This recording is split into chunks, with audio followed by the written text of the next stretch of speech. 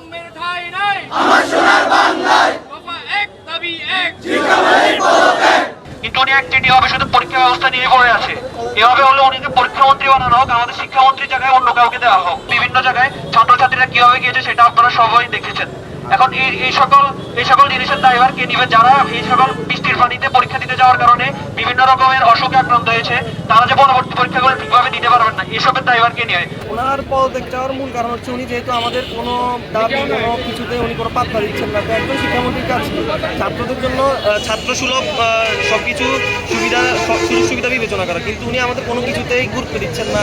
উনি আমাদের পরীক্ষার প্রশ্ন নিয়ে যে একটা সমস্যা হলো, এরপরে এই যে বন্যার ভিতরে উনি আমাদেরকে শুরুতে নির্দেশনা দেওয়া হয়েছিল যে কোনো এক জায়গায় যদি প্রাকৃতিক দুর্যোগ হয় তাহলে সারা দেশে পরীক্ষা অফ থাকবে, কিন্তু আমরা এটার কোনো বাস্তবায়ন দেখতে পারলাম না। তারপরে উনি এতগুলা ছাত্রছাত্রীর একটা দাবি, উনি 1-2 দিন পরীক্ষা যদি স্থগিত করতো ওনার কী ক্ষতি হয়ে যেত আমরা জানি না।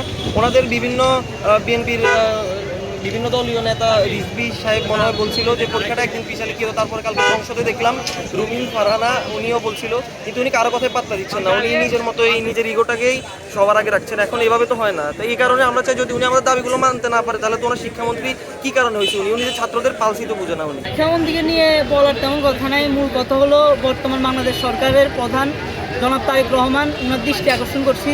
উনি ছাত্রদের নিয়ে কাজ করে, এই জন্য ওনার কাছে আবেদন এটাই থাকবে যে উনি এই বিষয়টা নিয়ে যতটুকু সম্ভব আলোচনা করার এবং এই জিনিসটা যত তাড়াতাড়ি সম্ভব সমাধান করার। কারণ এই এগুলো আন্দোলন মানসিকভাবে অনেক সমস্যায় পড়তেছে আমরা, প্লাস পড়ালেখায় ব্যাঘাত করতেছে।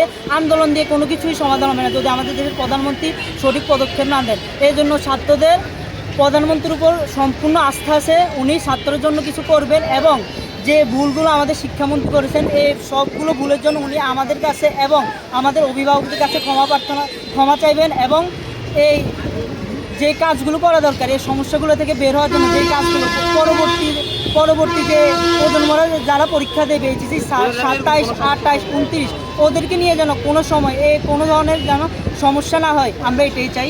উনি বলতেছে যে উনি এই 2টা সিকিউর নাম্বার পরে দিয়ে দেওয়া হবে, কিন্তু আমাদের কথা হলো পরে যদি এই নাম্বারগুলো দিয়ে দেওয়া হয় আমাদের সময় নষ্ট হয়েছে। সময় নষ্ট হওয়ার কারণে যে আমরা অন্যগুলো অ্যান্সার করতে পারি না সেটার দায়ভারকে নিয়ে। তারপরে এই কারণে আমাদের একজন ক্লাসমেট বগুড়া মেবি ও আত্মহত্যা করছে ফিজিক্স পরীক্ষায় প্রশ্ন অ্যান্সার খারাপ ভালোভাবে করতে পারে না। এখন এইগুলোর দায়ভারকে নিবে। তো আমাদের দাবি একটাই, উনি যদি আমাদের এই যে সামনের পরীক্ষাগুলো প্রশ্নগুলো এগুলো যেন ঠিকভাবে করে এবং আমাদের যে দাবিগুলো রয়েছে যেমন পরীক্ষার বিভিন্ন জায়গায় জলাবদ্ধতার কারণে যারা বিভিন্ন রকমের সমস্যার সম্মুখীন হয়েছে, বিভিন্ন রকমের তারা পানির জলাবদ্ধতার কারণে পরীক্ষা দিতে পারে না, এমনকি অনেকে বিভিন্ন ধরনের রোগে আক্রান্ত হয়ে গিয়েছে। এখন তারা যে পরবর্তী পরীক্ষাগুলো ঠিকভাবে দিতে পারবে না এগুলোর জন্য কী পদক্ষেপ নেবেন এইসব সম্পর্কে আমাদেরকে এখনও কোনো ক্লিয়ার মন্তব্য বা বক্তব্য কিছু দেওয়া হয় নাই। আমরা চাই এইসব সব কিছু যেন আজকের ভিতরে ক্লিয়ার করা।